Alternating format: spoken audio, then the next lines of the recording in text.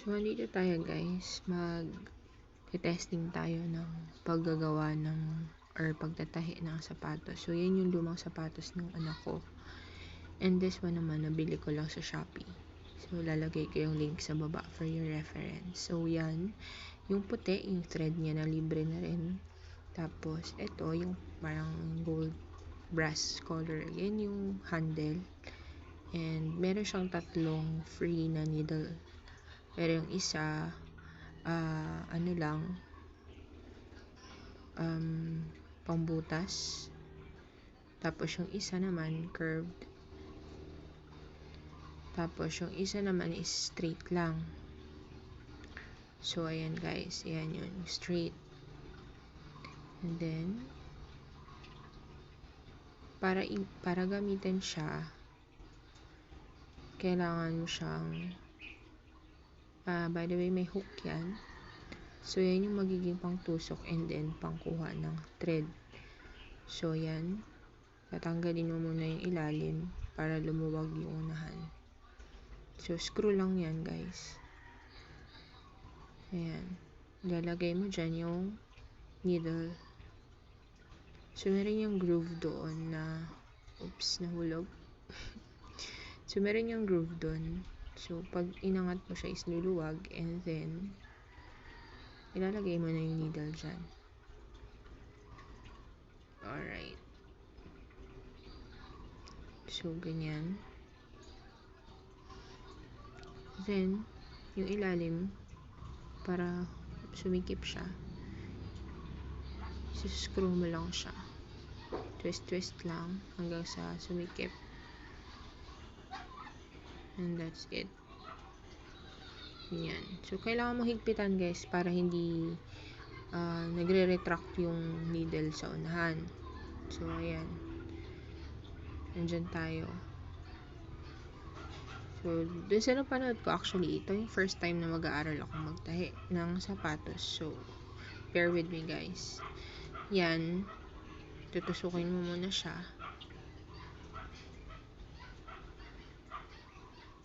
And then, medyo mahirap talaga siyang gawin guys, actually. Alam mo yun, yung kapag parang tinitingnan mo lang ang daling gawin, pero pag ikaw yung gumawa, gosh, ang sakit sa kamay. Kaya hindi mo masisisi yung kung bakit sobrang mahal talaga ng pagpapatahi ng sapatos. Like, ayan. So, ang dami ko siyang error guys. Pero, tingnan nyo na lang. So, I decided na i-loop siya. Ganyan. And then, sisiksik mo lang yan dun sa kanyang hook. At hihilahin mo palabas. Ayan. So, nung ako guys, nagtanong ako kung magkano yung patahi niyan, yung particular shoes na yun ng anak ko. Prinesyohan ako ng 300 pesos. So, pang bata lang yan That's, size 16. So, sobrang liit, pero ang mahal ng singil nila.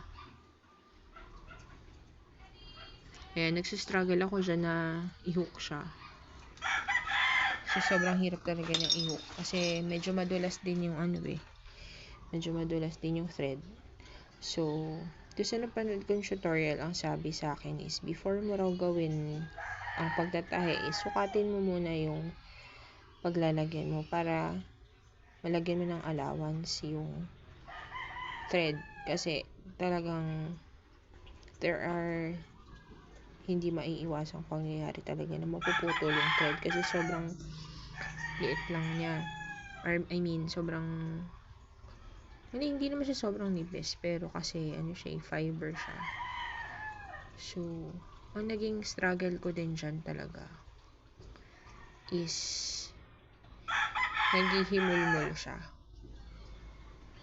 So, pag hinihila ko,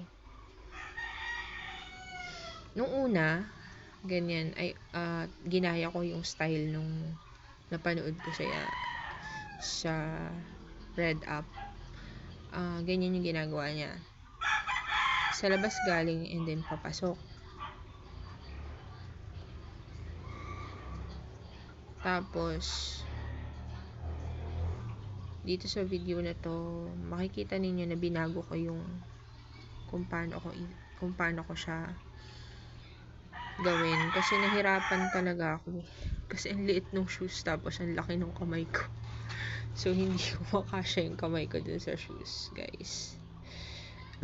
Ayan. So, pagka natusok mo na yung second stitch, gagawin mo is parang may loop siya.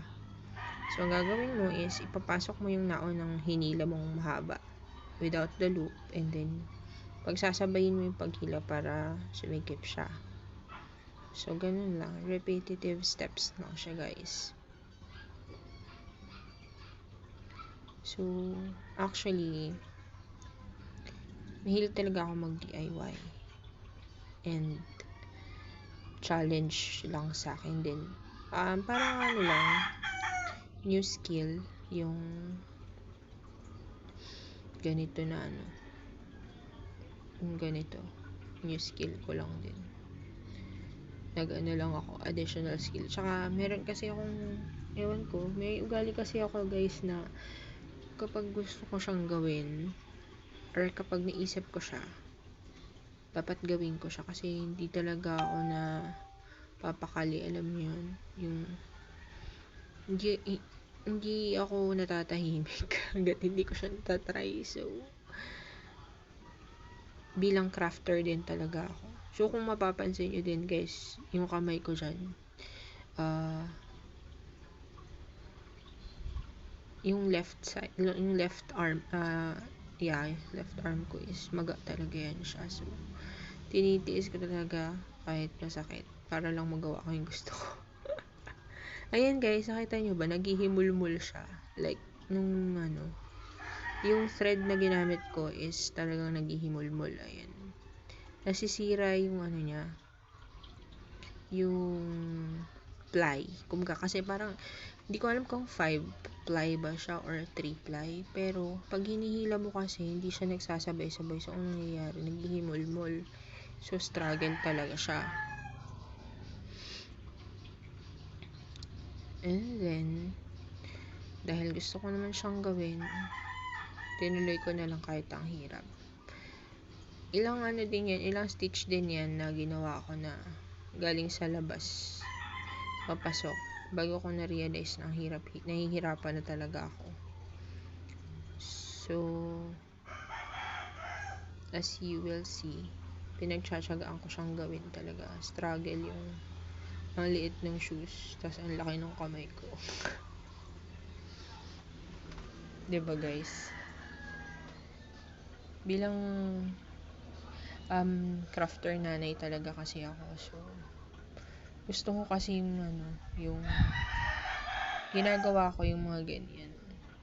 Parang napaproud ako kapag may nagagandahan sa ginagawa ko, or alam mo yun, parang fulfilling siya para sa akin kapag binati ng mga tao na, wow, ang ganda naman ng gawa mo. So, napapagod ka pero ang saya.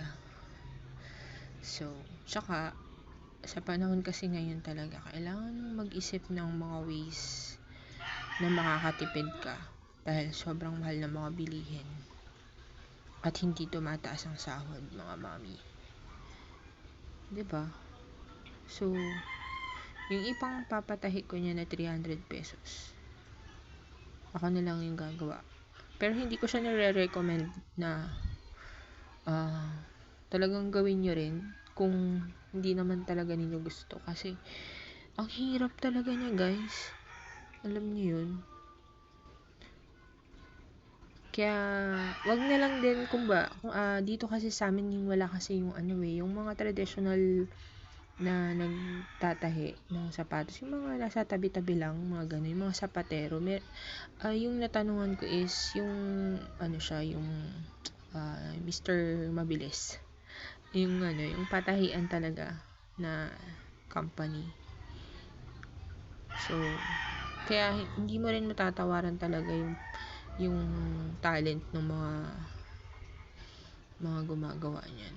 So, ayan, nag-decide ako dyan na kunin yung parang patulis lang na straight kasi matigas yung bandang part na yan ng shoes. Yung likod, matigas yan eh. Nahirapan ako dyan. So, kailangan ko siyang ulit-ulitan ng butas para mabilis lang pumasok yung lumabas at pumasok yung ginagamit kong karayom dyan. So ayan, I'm into that sa 10 minutes na, pero hindi ko pa rin na-realize na nahihirapan ako. Tinitest ko lang din. And then ayan, nagagawa ko pa rin naman siya. So pag sinaga mo siyang panoorin, guys, mafe-feel mo yung struggle ko. And then andyan, nag-decide ako to change the needle into the curve one. Ayan, yung curve. Kasi nahihirapan na akong tansyahin yung yung sa loob na part. Kasi medyo makapal yung yung sa likodan na part ng shoes. So ayan. And nagustuhan ko naman yung curve na yan. Tsaka yung rin, ang problema ko rin dun sa straight na needle is medyo mababaw yung niya, yung sa hook niya. So lumalabas yung sinulid, hindi ko siya nakukuha ng buo. Yun nga, yung katulad ng sinasabi ko kanina, ang nakukuha ko is yung isang ply lang niya. So kung tatlo siya, naiiwan yung dalawa ganun, or dalawa lang yung makukuha ko, naiiwan yung isa. So naghihimul-mul talaga siya. Na-realize ko rin kung bakit yung ibang mga mananahe, mga ibang sapaterong ginagamit nila is yung nylon twine talaga siya, na yung ginagamit sa fishing, yung parang plastic. Kasi nylon twine din itong yung parang labay, ganun. Labay ang tawag nun sa amin pero maliliit lang siya. Kaya pala yun yung ginagamit nila, kasi matibay rin naman siya. At saka mabilis siyang ipangtahi dahil madulas. Unlike ito, sobra talaga siyang hirap. Look at that, guys. So hindi siya recommended para sa mga madaling mabwisit. Yung mga nagdi-DIY na madaling mabwisit, hindi ko siya i-recommend. Kasi talagang pahihirapan kayo. So hindi ko lang din alam kung yung free na sinulid is low quality lang din. Wala pa rin akong idea kung ano yung mas magandang gamitin na klase ng thread. Magre-research pa ako, guys. Kasi naisip ko lang din talagang gawin yan dahil walang pasok yung mga bata. So parang sabi ko, mag-aral kaya ako magtahi ng sapatos. Ganun ka-random yung mga trip ko sa buhay, guys. Yung bigla ko lang naiisipan, ay, gusto kong gawin to. Tapos hindi ako mapapakali hanggat ko siya nagagawa. Alam niyo yun. So, buti na lang sa Shopee. Ayun. Sa Orange Shop, I mean. Mura lang siya. Like, nabili ko siya 65 pesos isang set na. May needle na 3. Tapos, may isang sinulid. So, para sa beginner, pwede na siya. Pwede siya yung sa pag mag-aaral ka palang magtahi talaga. Tingnan mo na lang yung kung marami kayong mga old shoes dyan na na gusto nyo pagtripan, katulad ko. Para lang magkaroon tayo ng bagong skill. Ayan, diba? New skill unlocked, Ayan. So, ayan na siya, guys. Yung paghihirap ko, medyo umaabante na siya. At hindi ko pa rin talaga siya nare-realize na sobrang hirap talaga pag galing sa labas yung pagtusok. At saka yung paglalagay ng sinulid. Lalo na kung siguro yung mga maliliit ang kamay, okay lang. Pero kasi ako, tingnan nyo naman yung kamay ko, guys. bukod sa mataba talaga yung kamay ko, is maga pa siya. So, nahihirapan talaga ako. Pero dahil ginusto ko yun, pinaninindigan ko, guys. Ganun talaga, pag ginusto mo, panindigan mo para wala kang regrets. Diba? Ayan, look at na to. So, tingnan nyo na lang din maigi yung pagtatahi nyo kung pantay-pantay pa ba siya. Yung kasi dahil sa luma naman na shoes yan. And hindi na rin siya ginagamit ng anak ko. Kaya, tusok-tusok lang kung ano-ano lang. Tusok-tusok lang. Ang gusto ko lang kasing makuha dyan, guys, is actually gusto kong malaman kung saan yung part na mahirap. Kasi kung syempre, ganun kasi ako pag may pinag-aaralan akong isang step, hinahanap ko talaga yung nagiging problem ko. So, yan, number 1 problem ko is yung sinulid. So, in the later part of the video, nakaisip ako ng solusyon dyan sa sinulid na yan. At talagang hanggang ngayon, hindi ko pa rin siya nare-realize dyan. Tingnan naman ninyo. I'm malapit na mag 20 minutes, pero hindi ko pa rin talaga dyan naiisip na mas madaling way. Ayan, yung pag makapal, ayan guys, tingnan nyo. Super himulmul siya. Super himulmul talaga siya, na to the point na pabalik-balik din yung hinihila ko talaga siya pabalik kasi ayoko siya na maputol. Kasi nararamdaman ko talaga magbe-break na yan dyan. Pero nag-break talaga yan dyan, guys.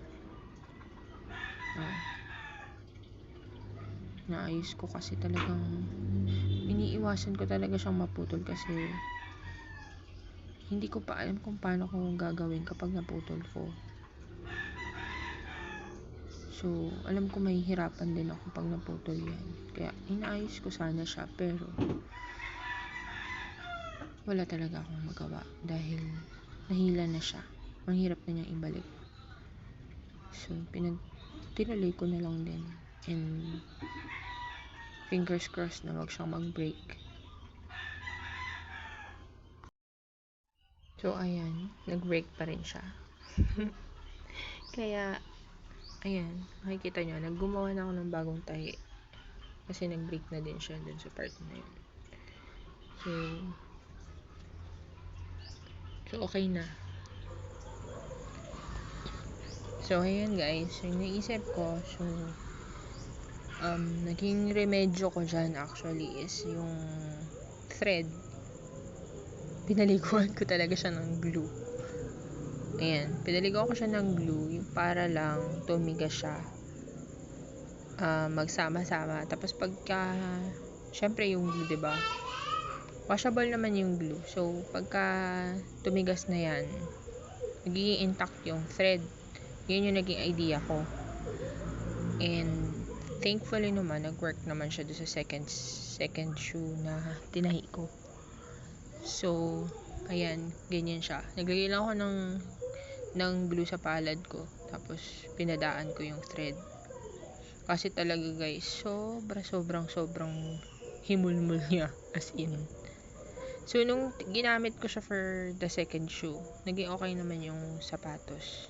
Pinatuyo ko lang talaga siya muna. So, hindi naman ganun katagal bago ko na itahi ulit sa isang sapatos. And then, ayan na. So, ayan, finishing up na ako ng nun sa unang sapatos na ginawa ko. So, nandun ako sa pinaka-kabila na. So, malapit na magdugtong. Pero yung brakes niyan, guys, ang dami. Like, ayan putol-putol na siya. So, himulmol and then putol. So, That's the first break. Second, third, with Himolmol, and fourth break. Na talagang nahirapan ako. Naging okay rin naman siya. Hindi. Tapos eto, nung tinatali ko na, natapos ko na siya, napagdugtong ko na siya. So, yung mga breaks, so, binuhol ko lang, and then, kinat ko. So, yung first shoe na yan, na ginawa ko is, nakakaloka talaga siya. Pero, para sa akin, for first try, pero, and yung part na yan naman, siniksik ko na lang muna para may pagbuhulan ako kasi wala siyang wala siyang katabi na sinulid. So, siksik na lang, tapos buhol ulit. Niloop ko na lang din siya. Since hindi ako nag-war dito sa shoe na to kasi hindi naman siya ginagamit. So, kahit kung mukha siyang pangit, okay lang siya. Yun na talaga naging pinag-practicean ko lang siya. Para lang may matesting ko kung paano yung ko siya ina-assess ko siya kung paano ko siya gagawin the second time. Kung ano yung mga iiwasan kong mga gagawin sa second time na pagtahi ko. So, ayan nga. Naayos ko rin naman siya. Thankfully. Naging maayos din siya. Tapos siya na yung last na pagbuhol ng break. Sinuot ko lang din ulit. And then, niloop para hindi siya matastas. Kasi naisip ko baka pagka syempre gumalaw-galaw, tatastas yun eh. Parang normal na tahi lang sa damit. Yan. Yung naging idea. Although, may possibility talaga na magtastas yan kapag syempre ginamit na, tinakbo-takbo or doon sa mga shoe na gagamitin pa. So, syempre, trial and error tayo dito sa maliit na sapatos. Ayan. At least, kahit papano, naitawid ko, guys. Nakita niyo yung struggle. Naitawid ko naman siya, di ba? So, ayan, guys. Ito na yung second shoe. Naitawid ko rin yan. Nang dahil sa ginawa ko rin medyo na paglagay ng glue, naging konti lang yung problema ko. And then, that's it. Naging okay na, guys. So, thank you for bearing with me and watching my first video. Bye!